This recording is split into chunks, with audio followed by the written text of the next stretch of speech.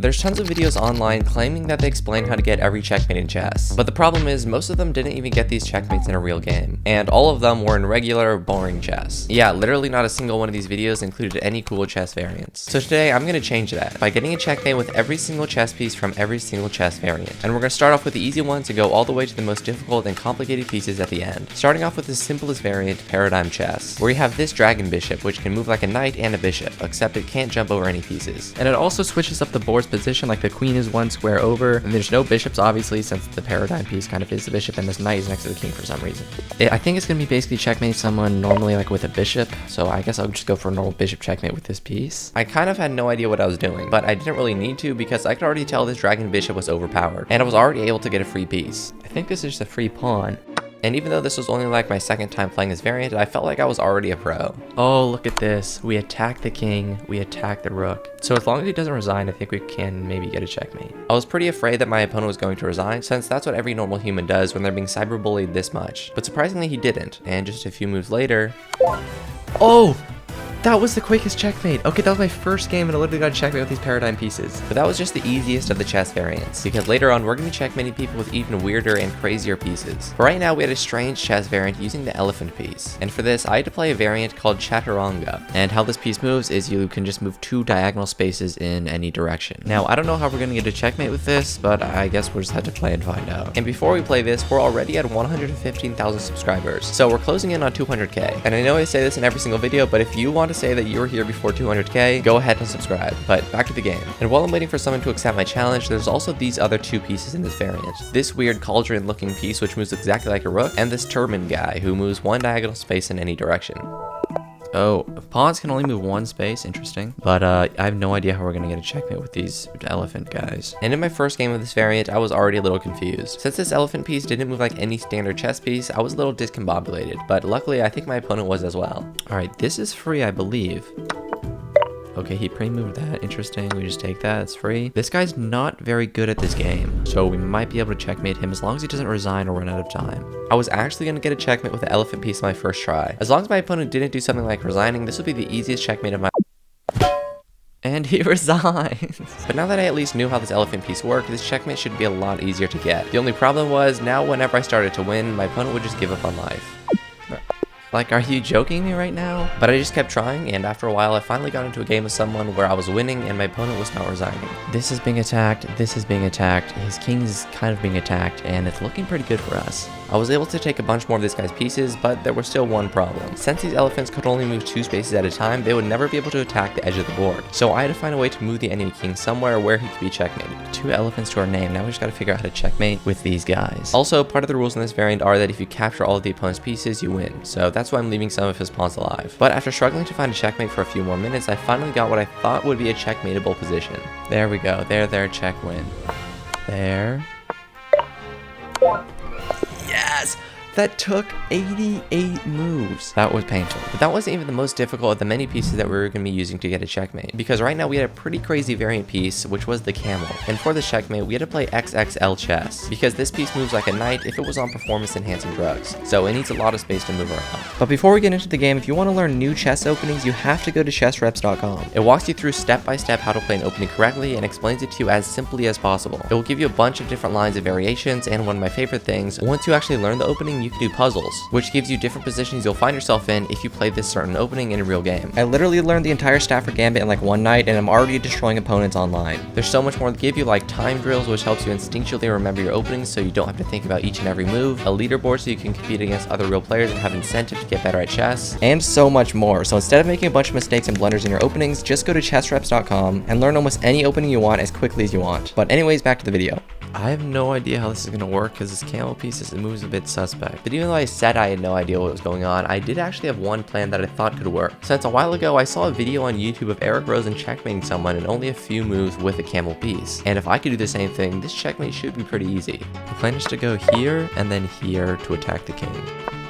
Oh, whoa, okay, he defends and attacks at the same time. The only issue was your opponent kind of has to be bad at the game to fall for this. My opponent unfortunately had an IQ above room temperature, so he defended against my attack pretty well. And even though I was able to win a bunch of material and get the enemy king out into the open, I still couldn't find a checkmate. The board was just way too big to capitalize on my amazing position, and this ended up happening.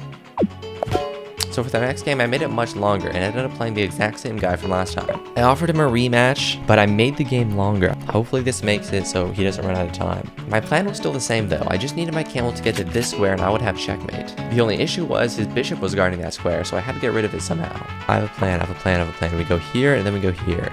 Well, okay, we go here, then here. We just need this move, but he has bishop takes. Let's go here and then here. Hopefully he trades it off. Bing bong.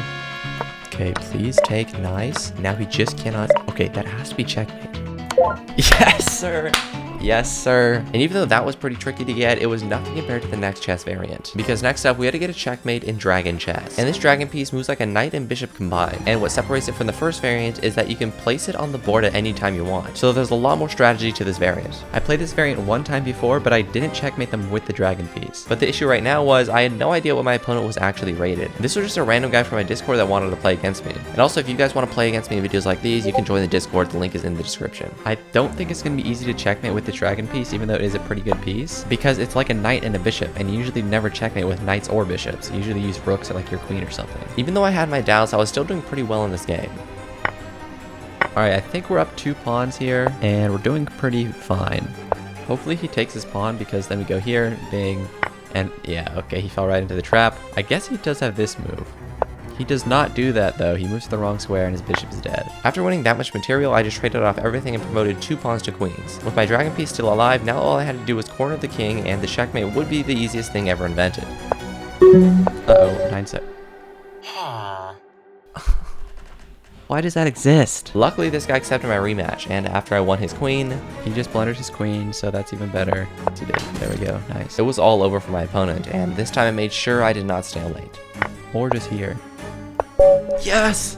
Okay, we did it. And that was supposed to be one of the easy variants, and that was kind of difficult, which meant we were moving on to an even more difficult chess piece, the Alibaba chess piece. And this piece could move similar to the elephant piece from earlier, except in any direction. You might think this makes it easier to get a checkmate, but these Alibaba pieces replace your bishops, which means you only have your knights, rooks, and a queen to help you get this checkmate. But even so, in my first game, I already came up with a genius plan. Wait, we could actually set up a 4-move checkmate kind of thing if we can get one of our tall bishops here. If I could get one of these tall bishops here, it would allow me to get this checkmate. But my opponent needed to be legally blind for this to work, and this opponent unfortunately was not. Oh, he blocked it. Okay. After this plan completely failed, my opponent just kept attacking me violently, and I was running low on time. And then this happened. I don't know, bro. I'm gonna run out of time now. Oh, I just lost my queen! We just lost the game, guys. After considering ending my career as a human, I joined back, this time determined more than ever to get a checkmate with this tall bishop thing. The only issue was the matchmaking takes like 5 million years to find a game. But once we found a game, it was time to get the checkmate. I tried the same strategy as before, but my opponent blocked it. Okay, it's not working out how we want, so we go here. Since this plan was not working, I just went back to normal chess strategy of capturing all my opponent's pieces so they become depressed and let me checkmate them. Oh, free knight. Nice. Here's good. He blunders his knight. Very cool, very cool. This can take this now. We can push this pawn. Things are looking good for us. After I barely survived that traumatic experience, I decided I couldn't go for this quick checkmate anymore. Instead, I just needed to win the game normally from the start. And this worked out a lot better because I started seeing tactics and getting better positions. Oh, look at this. Attack this, attack this. 500 IQ moment, what can I say? And just a few moves later, we just got a checkmate. I know we didn't get a checkmate with the tall guy, but it was tall bishop assisted. Now you might think this doesn't count, but without this tall bishop, this checkmate would not have been possible. So I ended up counting it. And even though this variant was pretty difficult, it was nothing compared to the ones coming up. Because next up we had a 4-player chess variant, where I had to checkmate someone with this boat piece, which moves exactly like a rook. And the reason why this is so hard is because this is one of the most difficult variants in chess. And it literally took me an entire video to even win a single game. But in this variant, I at least had a plan. I want to get my boat out as soon as possible. That's the goal at least. That's a goal we're going to aim for. But while I was trying to get my boat out, this yellow player was having some suicidal thoughts and actions. What is yellow doing? I can take his king, but I need to take it with the boat. Since I needed to get a checkmate with my boat, I couldn't capture yellow's king with my pawn, but I was getting closer. So the plan is push pawn, move knight, attack bishop, take with boat, king hopefully stays here, and we take it. That's the goal of life. And somehow this scheme actually ended up working out pretty well. Perfect, this is free. Okay, he took our boat, so technically we checkmated him with the boat since we used the boat to checkmate him, and he lost the game. By taking the boat, he automatically lost. So we're counting that as a boat checkmate. But we got first place. first place and a checkmate with a boat. And by the way, this wasn't my first game of this variant. I played a bunch of games before and failed. They were just kind of boring games though. But anyways, next up was the most difficult variant piece ever to be invented, the cricket. And the reason why this is so hard to get a checkmate with is because this piece can only move by jumping over other pieces and landing on the space right behind that piece. So even maneuvering it around a normal chessboard is a pretty difficult task. And if you want to checkmate someone with this piece, you basically need the most ridiculous setup ever known to mankind. And that was what I was going to be attempting. But in my first game, I had literally no idea what I was doing, so I ended up being absolutely radicalized and resigned the game. Alright, we're not winning this game. This is a great disaster. Also, if you're wondering why my background is blue now, it's because I moved houses. And if you want to follow more personal stuff like this, I made an official croissant Instagram account, which you can follow if you want. But anyways, the next few games didn't go any better. So I went into an analysis board to actually see what a grasshopper checkmate would look like. Okay, so we kind of need this situation to happen if we want to get the checkmate.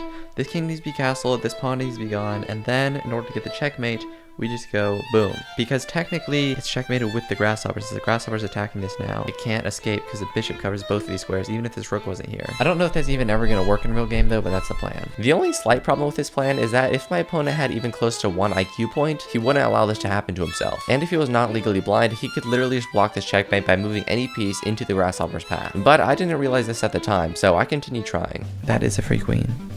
But even in games where I was absolutely dominating, I would either accidentally trade off both my grasshoppers, or my opponent would give up on life, liberty, and the pursuit of happiness. So he blunders his rook, which is very good.